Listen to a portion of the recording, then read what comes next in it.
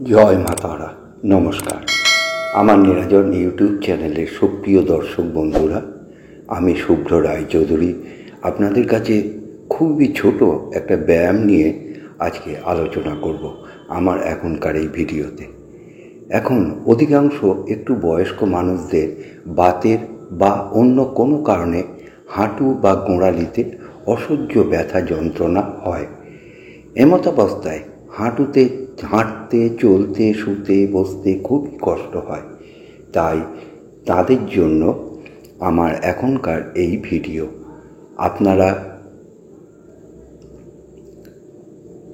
আপনারা অভিজ্ঞ চিকিৎসকের পরামর্শ অনুযায়ী যে ওষুধপত্র খাচ্ছেন বা মালিশ করছেন তা নিয়মিতভাবে করে যাবেন।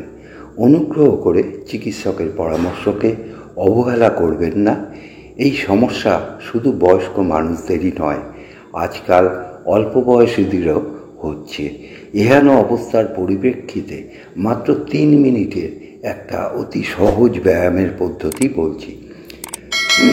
প্রয়োজনে যাতে ব্যায়ামের পদ্ধতিটা কোনোভাবে ভুলে না যান, তাই খাতায় লিখে রাখুন।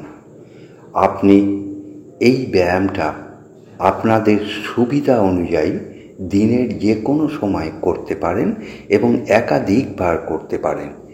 এতে ভালো ছাড়া কোনো খারাপ কিছু হওয়ার সম্ভাবনা নেই। একবার শুরু করে দেখুন না কি হয়। 2-4 দিনে 2-3 বার করে দেখুন। এতে ব্যথা যন্ত্রণার উপশম হলেও কখনোই ডাক্তারের পরামর্শ ছাড়া ওষুধ বন্ধ করবেন না। এবারে আমি আসি ব্যায়ামের কথায়, মূল ব্যায়ামের কথায় আসছি। সোফায় বসে বা খাটে বসে অথবা খালি মেঝের উপরে কিছু একটা পেতে নিয়ে এই ব্যায়ামটা করতে পারেন। প্রথমে বসুন, তারপর পা দুটো ছড়িয়ে দিন সামনের দিকে। হাত দুটো দিয়ে পেছনে ভর দিন, কিন্তু পা জোড়া করতে হবে না। প্রথমে ডান পা অথবা বাম পায়ে করতে পারেন। আমি এখানে বোঝাবার সুবিধার জন্য ডান পা ধরেই বলি। এবার ডান পায়ের পাতাটা প্রথমে ডান দিক থেকে বাম দিকে অথবা বাম দিক থেকে ডান দিকে ঘোরাবেন। গুনে গুনে 10 বার, 11 বা 12 বার হলেও ক্ষতি নেই। এরপর প্রথমে যেভাবে পায়ের পাতাটা ঘোরালেন ঠিক তার উল্টো দিক করে ঘোরান 10 বার। এখন ডান পায়ের কাজ শেষ।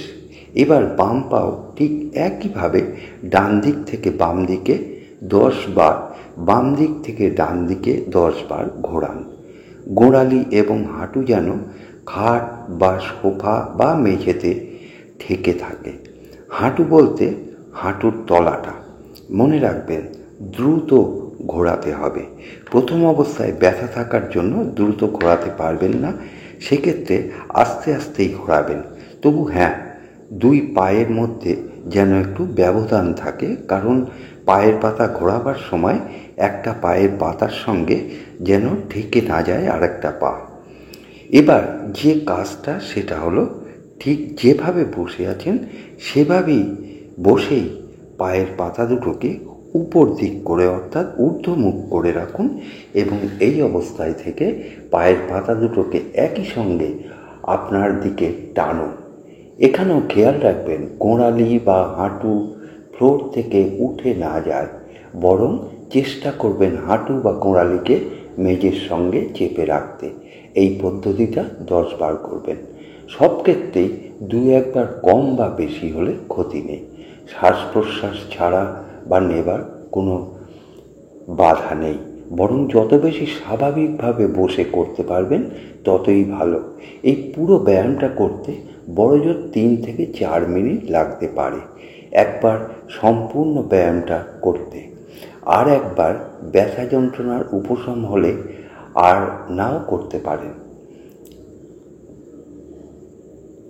তবে পুনরায় আবার যদি ব্যথা হতে থাকে তখন আবার ব্যায়ামটা কয়েকদিন করবেন।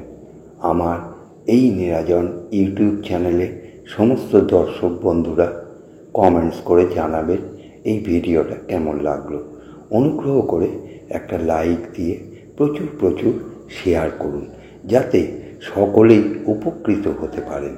যারা নতুন দেখছেন আমার এই চ্যানেলে, তারা অনুগ্রহ করে সাবস্ক্রাইব করে পাশের বেল আইকনটা প্রেস করে রাখুন। ধন্যবাদ। জয় মা তারা।